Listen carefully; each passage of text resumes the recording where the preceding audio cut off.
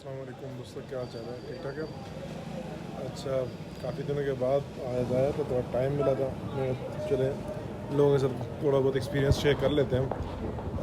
आज की जो वीडियो है वो बेसिकली डेयरी फार्मिंग के लिए है। जो दूध का काम शहर के पास लोग करते हैं, ये उनके लिए, यानी जिनका इरादा है डेयरी फार्म स्टार्ट करने का शहर के आसपास, बड़े शहरों के आसपास। तो उसके लिए कुछ टिप्स थी, कुछ चीज़ें थी, कुछ प्रिकॉशंस थे, मैं आपके साथ शेयर कर लूँ। तो जिस भाई का इरादा है या जो भाई कर रहे हैं तो किस तरह हो जाएगा। नॉर्मली शहर के पास जितने भी डेयरी फार्मिंग होती है तो उसकी वजह ये होती है कि एक तो शहर के पास रेट अच्छे होते हैं, ठीक है, और दूध का रेट गांव के निस्बत अच्छा शहर पे मिल रहा होता है। लेकिन साथ जो नुकसान वाली चीज़ होती है वो ये होती है कि साथ ज़मीनें नहीं होती, फसल यानी कि घास भूसा वंडा, ये सब चीज़ें जो ख़रीदी जाती हैं ये काफ़ी एक्सपेंसिव पड़ती हैं शहर में, ठीक है। और इस वजह से फार्मिंग करना थोड़ी मुश्किल हो जाती है, जगह के कंस्ट्रेंट होते हैं, इसमें काफ़ी रेंट के और गए। तो आम तौर पे जितने भी लोगों को मैंने देखा है तो वो नॉर्मली स्ट्रगल कर रहे होते हैं शहरों के पास। तो उसमें कुछ ऐसे रूल्स हैं जो मैं कहता हूँ, जो आप यानी मेरे एक्सपीरियंस की बुनियाद पे भी हैं और कुछ मैंने लोगों से सीखे हुए भी हैं। तो एक तो शहर के साथ जितनी फार्मिंग है जहाँ पे आपने ख़ुद काम नहीं करना, आपके मुलाजिम ने काम करना है और फार्म आपने रेंट पे लिया होगा, माल खड़ा होगा, तो ये उसकी कुछ असूल हैं। एक तो ये है कि आपके पास ना सबसे ज़रूरी चीज़ ये है कि कम से कम दूध की जो प्रोडक्शन होनी चाहिए शहर के पास वो 10 मन होनी चाहिए, ठीक है। 10 मन से कम दूध वाला काम मुश्किल है चलाना, ठीक है, शहर के पास, क्योंकि जो एक्सपेंसेस होती हैं और जो ब्रेक इवन लेना होता है वो मुश्किल हो जाता है और तकरीबन नामुमकिन हो जाता है, ठीक है। तो एक तो शहर के पास जब भी आप फार्म बनाएं तो वहाँ पे एक ना कोशिश किया करें कि 10 मन कम से कम, यानी आखिरी थ्रेशोल्ड जो हो 10 मन का हो, ठीक है। उसके बाद दूसरी चीज़ जो है, शहर के पास जितनी फार्मिंग होती है यहाँ पे एक चीज़ ध्यान से निकाल लें कि आप ब्रीडिंग कर रहे होंगे, ठीक है। ब्रीडिंग आप किसी ख़ास परसेंटेज तक तो कर सकते हैं शहर के पास। मिसाल के तौर पे मेरे पास 30 से 40 भैंसें हैं, तो दो तरीके हैं, या तो मैं बहुत ही अच्छी मैनेजमेंट रखूं और प्रॉपर 30 40 50 दिनों के अंदर भैंसों को गायों को प्रेग्नेंट कराता जाऊं, तो ये तो एक एक्सेप्शनल केस है।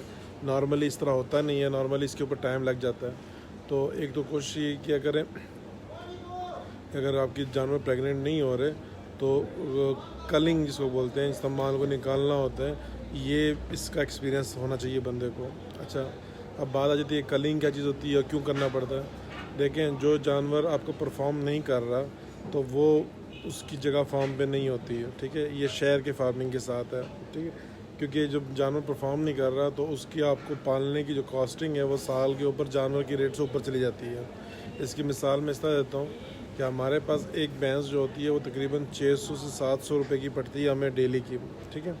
अब अगर वो भैंस मुझे 5 किलो दूध दे रही है तो उसका दूध का मुझे मैक्सिमम रेट 550 रुपये पड़ जाएगा। अगर 500 रुपये की दूध दे रही है और मुझे वो 600 की पड़ रही होती है तो 50 रुपये 1500 रुपये महीने का मुझसे एक्स्ट्रा खा रही है, वो मुझे बचत नहीं दे रही। लेकिन अगर दूध कम कर जाएगी तो उसी सबसे वो लॉस की तरफ जा रही होती है। तो नॉर्मली हम लोग क्या करते हैं, और इस तरह और भी कबाल में जितनी भैंसें खड़ी होती हैं उनका मेन फोकस दूध की वो पूरा करना होता है।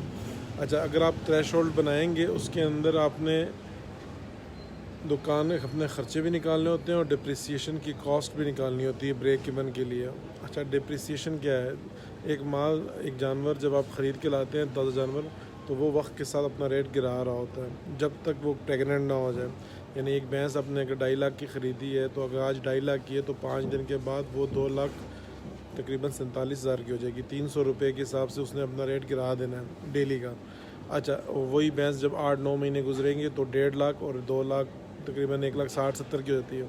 और सीधा जब वो सूख जाती है तो वो भैंस फिर कसाई के मिल जाती है 80,000। वो बेशक नस्ली है, नीली है, पीली है, जो भी है, उसका रेट वही लगना है जो कसाई का रेट होता है। तो जब ये डिप्रिसिएशन जो एक भैंस की आ रही होती है, इसको कंट्रोल करने का तरीका ये होता है कि उसको पहले ही हीट पे यानी 40 दिन के अंदर ही उसको आप प्रेग्नेंट करा दें।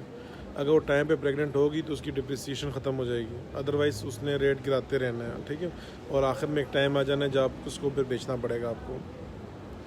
कोई भी भैंस फार्म पर जानवर, जो भी जानवर खड़ा है, 6 लीटर से नीचे दूध उसका नहीं होना चाहिए, ठीक है, अनटिल और अनलेस वो प्रेग्नेंट ना हो। अगर वो प्रेग्नेंट नहीं है और दूध देने वाला जानवर है खाली और अच्छा दो जानवर है जो भी, उसका अगर 6 किलो से दूध नीचे आ रहा है तो वो उसकी कलिंग मस्ट है, ठीक है।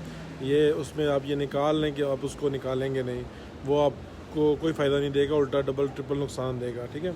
तो इसलिए पहला हमेशा जानवर को कोशिश किया करें जब आप लेकर आएँ तो दूध प्रेग्नेंट कराने की कोशिश करें। अगर प्रेग्नेंट नहीं हुआ तो फिर डिप्रिसिएशन कॉस्ट कैलकुलेट करके ब्रेक इवन को कैलकुलेट करें, ठीक है। ब्रेक इवन वो होता है कि जिसमें आपका नुकसान भी ना हो रहा हो, फ़ायदा भी ना हो रहा, यानी आप बराबर जा रहे हो। और वो तब होगा जब आप डिप्रिसिएशन की कॉस्ट डाल रहे हो। डिप्रिसिएशन की कॉस्ट कैसी है मैं आपको समझा देता हूँ। मिसाल मेरी एक भैंस है जो मुझे 12 किलो दूध देती है और मैं 110 रुपये किलो बेच रहा हूँ उसका दूध, तो वो 1320 रुपये का दूध बिक रहा है, ठीक है। भैंस के ऊपर मेरा फार्म का ख़र्चा, मुलाजिम, खाना पीना सारा कुछ डाल के 600 रुपये ख़र्चा आता है। तो मैं डिप्रिसिएशन की कॉस्ट 307 ऐड करूँगा जो 900 रुपये हो जाएगी।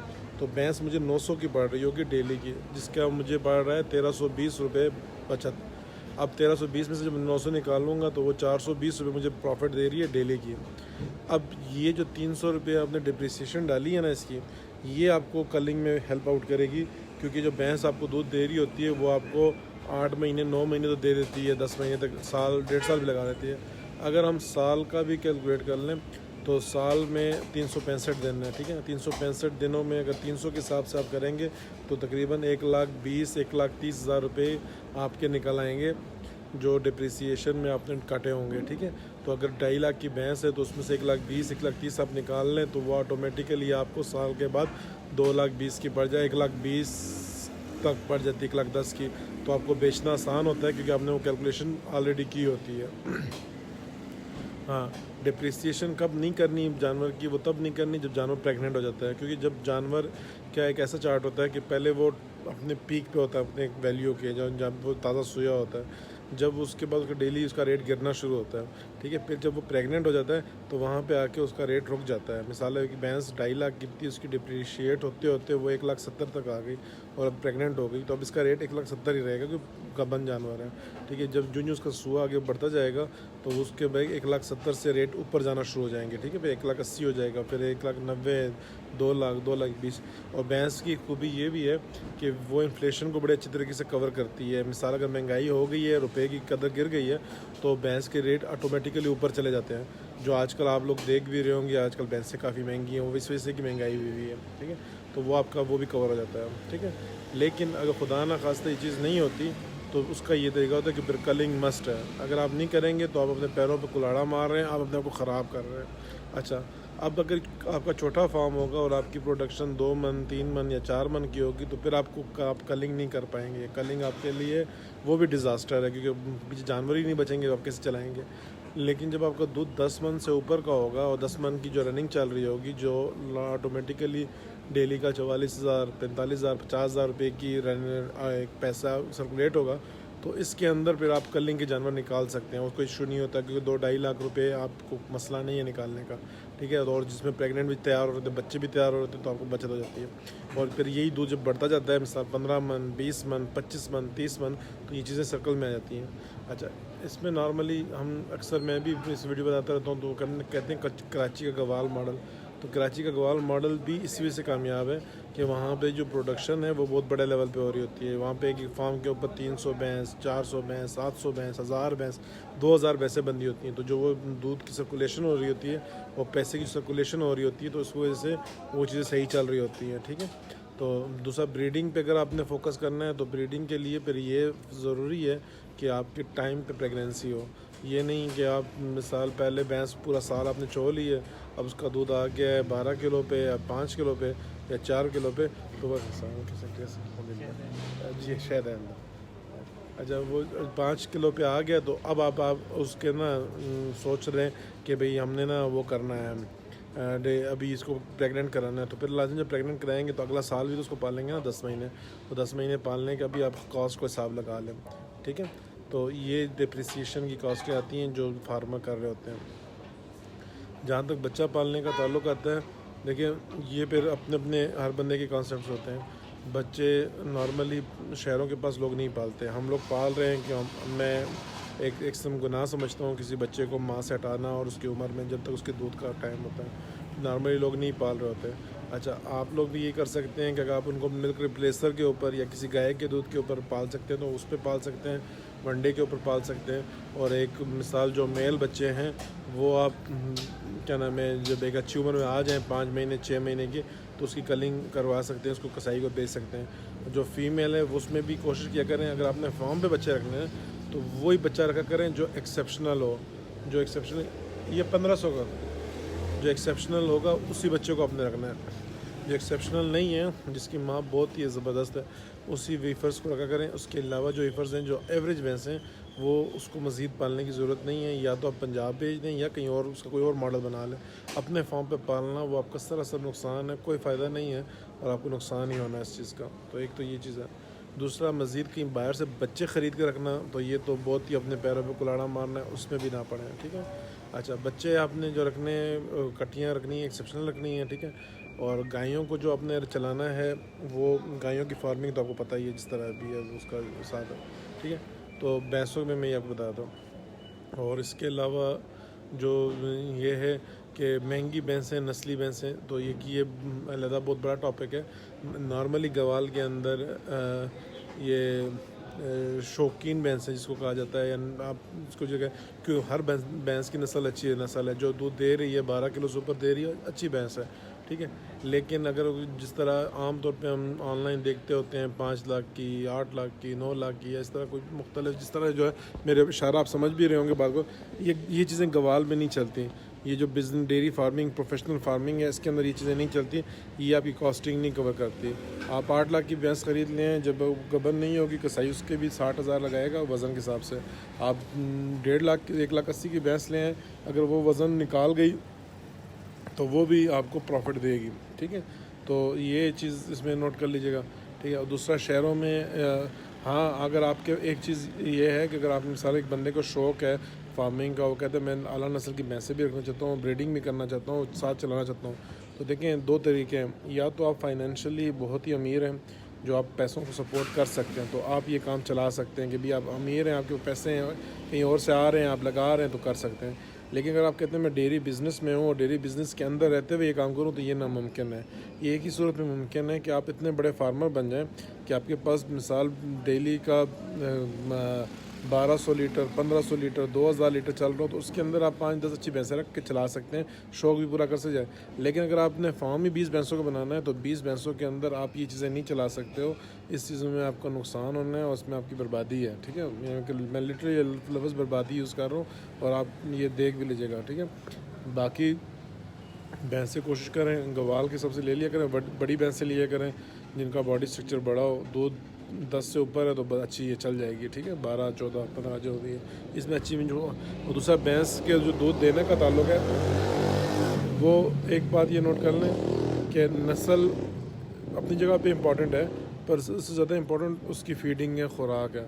नॉर्मली हम लोग क्या करते हैं, हम लोग किसी ब्रीडर से रब्ता करते हैं या किसी भी बड़े बंदे से, तो वो जो हमें कहता है हमारी ये भैंस बड़ी भैंस अच्छी होती है, लेकिन वो साथ अपना फीडिंग प्लान भी रहता है। अच्छा, वही फीडिंग प्लान हम अपनी दूसरी भैंस पे नहीं इम्प्लीमेंट करते और उस भैंस पे हम कर रहे होते हैं। अच्छा, वो भैंस उस फीडिंग प्लान पे तो दूध दे रही होती है, हमारी भैंस दूध नहीं दे रही होती, वो क्यों, हम लोग उसको खुराक कम दे रहे होते हैं। तो एक तो भैंस की खुराक का ख्याल रखना पड़ता है, उसको वो खुराक देनी पड़ेगी जो। दूसरी चीज़ ये भी है कि देखो भैंसों को तैयार करना पड़ता है। भैंसों का दूध का ताल्लुक सोने के बाद नहीं है, भैंसों के दूध का ताल्लुक जो है वो शुरू होता है भैंसों के प्रेगनेंसी के दौरान, ठीक है। जब भैंस होती है 7 महीनों की प्रेग्नेंट, अब वहाँ पे इसकी तैयारी शुरू होती है। जब वहाँ पे आप इसको तैयार करना शुरू करते हैं और वो तैयार हो जाती है अपने 10वें महीने में, फुल जो यानी जो उसकी फुल बॉडी स्कोर पूरा होता है, तब ये भैंस दूध देगी अगले सुबह में। अच्छा, आम तौर पे जो ब्रीडर भाई होते हैं उन लोगों ने ख्याल रखा होता है अपने माल का, क्योंकि उन्होंने बेचना भी होता है जो, तो वो जब उसको तैयार करते हैं तो 7वें महीने से तैयार करना शुरू करते हैं और 10वें महीने जब सोने लगती है वो तैयार भैंस खड़ी होती है। उसके बाद उसकी अच्छी फीडिंग होती है तो वो दूध की प्रोडक्शन अच्छी दे देगी। हमारे पास नॉर्मली क्या होता है, जब हमारे पास भैंस सूख जाती है तो हम उसको ना सीधा भूसा डाल रहे होते हैं, थोड़ा बहुत पठा डाल रहे होते हैं। वो 2-3 आखिर जिस दिन सोने लगती है उससे 15-20 दिन पहले हम लोग उसको ज़्यादा डालना शुरू कर देते हैं खुराक। अच्छा, वो उतनी देर में तैयार नहीं होती, जब सूझ जाती है अगले सुबह दूध कम दे रही है तो हम फिर कहते हैं हमारी भैंस अच्छी नहीं है। भैंस सारी अच्छी होती हैं, बस उसको तैयार करना होता है, ठीक है। तो एक ये चीज़ भी मैंने कहा आप लोगों के साथ शेयर कर लो। और बाकी फार्म के ऊपर भैंसें रखना के रेशियो, अगर प्रेगनेंसी आप टाइम पे ले रहे हैं तो ठीक है, अगर प्रेगनेंसी आप टाइम पे नहीं ले रहे तो फिर कोशिश किया करें टाइम पे कलिंग कर लिया करें। कलिंग सबसे इंपॉर्टेंट चीज़ है डेयरी फार्मिंग की। ठीक है, जज़ाकल्लाह। उम्मीद करता हूँ इसमें से लोगों को कोई ना कोई समझ आ गई होगी और किसी को फ़ायदे में चली गई होगी। इंशाल्लाह फिर कभी किसी और दिन आएंगे।